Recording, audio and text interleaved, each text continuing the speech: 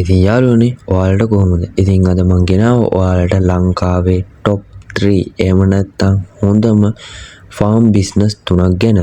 ඉතින් වැඩි කතා නැතුව අපි යමු වීඩියෝ එකට. ඉතින් channel එක subscribe කරලා සබ් එකක් දෙන්න අමතක කරන්නත් එපා. ඉතින් යාළුවනේ වීඩියෝ එකට යන්න කලින් කියනවා මං ගෙනාවු මේ බිස්නස් 3 ලොකු ප්‍රොෆිට් එකකට යන්න උදව් කරන බිස්නස් 3ක්. ඉතින් ඔයාගෙත් අයිඩියා එකක් තිබුණා නම් ආසාවක් තියෙනවා මහන්සිලා වැඩ කරන්න පුළුවන් නම් මේ බිස්නස් පටන් ගන්න. ලොකුවට නෙමෙයි පොඩියට පටන් ගන්න සයිඩ් බිස්නස් එකක් විදියට. ඉතින් ඔයාට දියුණු වෙන්න පුළුවන්. දියුණු වෙන්න ආස ඔයාලට මහන්සිලා වැඩ කරන්න ආස ඔයාලට. ඉතින් මම අද ගෙනාවා මේ හොඳම බිස්නස් අයිඩියා 3. ඉතින් try කරලා බලන්න. අපි යමු වීඩියෝ එකට. හරි අපි බලමු මේ මොකද්ද පළවෙනි බිස්නස් එක.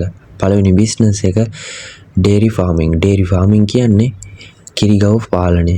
ඉතින් ඔයාලා හැමෝම දන්නවනේ කිරිගව් පාලනය. ඉතින් මේක අපි ගමේ ගොඩේ විදියට කරන විදියට නෙමෙයි හරියට ෆාමින් සිස්ටම් එකකට මැනේජ්මන්ට් එකක් ඇතුව කරොත් ඔයාට ලොකු ඉන්කම් එකකට යන්න පුළුවන් හොඳ බිස්නස් එකක්. ඉතින් මේකේ ප්‍රධාන වශයෙන් ඉන්කම් 3ක් එනවා. ඉතින් ඔයාට මේන්ලි කිරි තමයි මේකේ ඔයාගේ පළවෙනි ආදායම වෙන්නේ.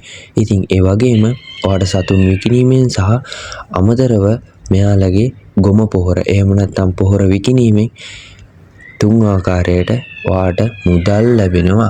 ඉතින් බලමු අපි මොකද්ද මේ දෙවෙනි බිස්නස් එක. දෙවෙනි බිස්නස් එක තමයි පෝල්ට්‍රි. පෝල්ට්‍රි කියන්නේ එහෙම නැත්නම් කුකුළු පාලනය.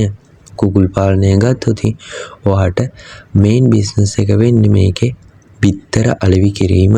බිත්තර අලෙවි කිරීමෙන් පස්සේ ඔයාට සතුන් සහ අතුරුණුව එහෙම නැත්නම් කුකුල් පොහොර විකිණීමෙන් අර වගේම 3 ආකාරයකට මුදල් ලැබෙනවා. ඉතින් මේ බිස්නස් පටන් අරගත්තට වැඩක් නැහැ. ඔයා කන්ටිනියු කරන්න ඕන. නොදන්න දේවල් ඉගෙන ගන්න ඕන. දැනුම හොයන්න ඕන. ඉතින් එතකොට තමයි ඔයාලට හරියට මේක පවත්වාගෙන ගිහිල්ලා හොඳ ඉන්කම් එකකට යන්න පුළුවන්. මොකද්ද මේ තුන්වෙනි බිස්නස් එක? තුන්වෙනි බිස්නස් එක තමයි ඉතින් ගෝට් ෆාමින්. ගෝට් ෆාමින් කියන්නේ මෑත කාලේ ප්‍රචලිත වෙමින් පවතින ගෝට් ෆාමින් කියන්නේ හොඳ සෝස් එකක්. ඉතින් ගෝට් ෆාමින් පටන් ගන්න කෙනෙක්ට අතේ තියෙන මුදලින් පටන් ගන්නත් පුළුවන්.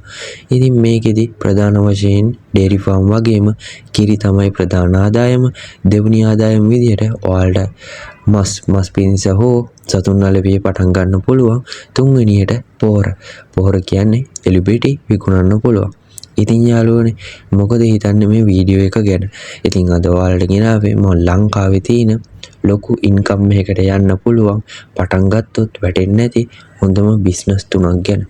මොකද ඔයාලා හිතන්නේ ඔයාලට පටන් ගන්න අයිඩියා එකක් තිබ්බනම් ඔයාලට මෙන්න මේවා පටන් ගන්න පුළුවන්.